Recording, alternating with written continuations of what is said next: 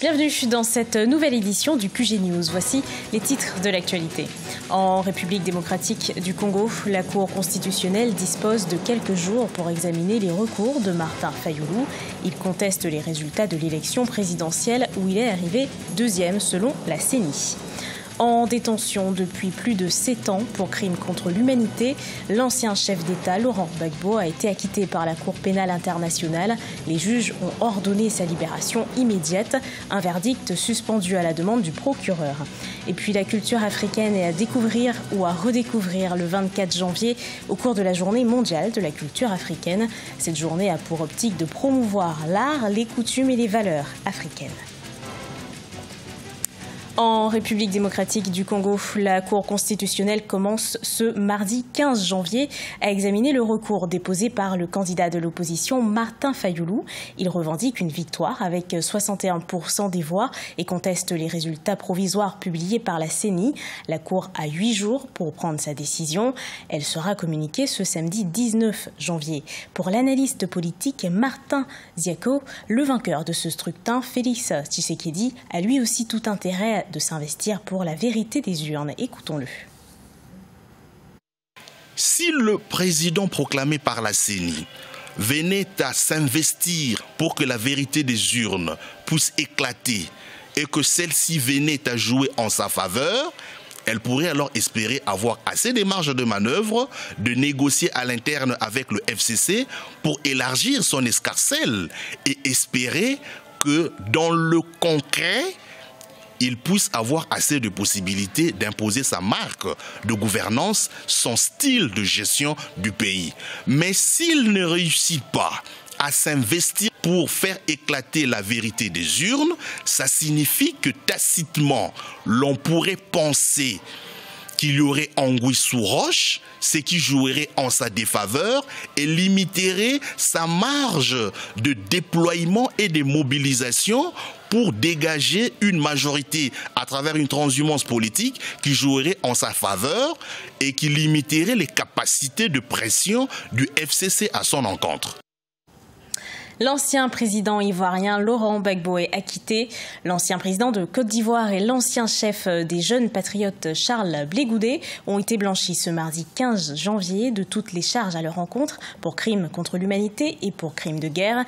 Les juges ont ordonné leur libération immédiate. Cette libération est toutefois suspendue à la demande du procureur dans l'attente d'un nouvel appel. Leur procès a démarré le 28 janvier 2016. Écoutons le verdict du juge Cuno Tarfusier. La Chambre, à la majorité de ses membres, dit que le procureur ne s'est pas acquitté de la charge de la preuve conformément à la norme applicable telle que prévue à l'article 66 du Statut de Rome. Fait droit aux demandes d'acquittement présentées par la défense de Laurent Gbagbo et celle de Charles Blé Goudé concernant l'ensemble des charges portées à leur encontre. Ordonne la mise en liberté immédiate des deux accusés conformément à l'article 81.3c du statut. Le secteur du numérique se développe de plus en plus en Côte d'Ivoire. L'apport de l'activité numérique à l'économie nationale est passé de 6,2% en 2012 à 9% en 2017. Il a créé plus de 300 000 emplois directs et indirects. C'est ce que révèle une étude du Centre ivoirien de recherche économique et sociale. Victoria City. Selon une étude du Centre ivoirien de recherche économique et sociale, la contribution de l'économie numérique à la richesse nationale est passée de 6,2% en 2012 à 9% en 2017. Plus de 300 000 emplois directs et indirects sont générés par le secteur. Le ministère de l'économie numérique a mis en place la Fondation Jeunesse Numérique, chargée d'accompagner les jeunes dans tout ce qui est projet, de détecter des jeunes qui ont de belles initiatives, d'aller vers les incubateurs, les espaces d'innovation, afin de travailler avec eux. Mais il faut dire que la grande majorité de ces emplois-là sont vraiment des emplois indirects qui proviennent du secteur des télécoms. L'économie numérique en Côte d'Ivoire reste toutefois confrontée à l'épineux défi de la cybercriminalité. Selon les autorités, les jeunes de moins de 33 ans constituent environ 90% des cybercriminels déférés en 2017. Ces jeunes-là n'ont pas de repères, n'ont pas de modèle. Mais aujourd'hui, la stratégie voudrait qu'on montre des jeunes comme eux qui ont pu réaliser ou qui réalisent des choses grâce au numérique. Vous avez une certaine intelligence. Mais cette intelligence, est-ce que vous savez que vous pouvez la mettre autrement pour gagner de l'argent honnêtement? Donc, il y a certains qui commencent à sortir du lot. Au regard de l'engouement que suscitent les réseaux sociaux numériques, le gouvernement ivoirien a entrepris d'assurer la protection des données à caractère personnel. Une loi a été votée en 2013 permettant des actions de sensibilisation, lesquelles se poursuivront dès la mi-2019 via une phase de contrôle et de répression, selon ce qu'ont déclaré les autorités. Présenter au monde les valeurs culturelles et artistiques du continent africain, c'est l'objectif que se donne la Journée mondiale de la culture africaine. Elle se déroulera ce 24 janvier. Cette journée a pour but d'accompagner et de valoriser les promoteurs et entrepreneurs culturels d'Afrique. Corinne Camden.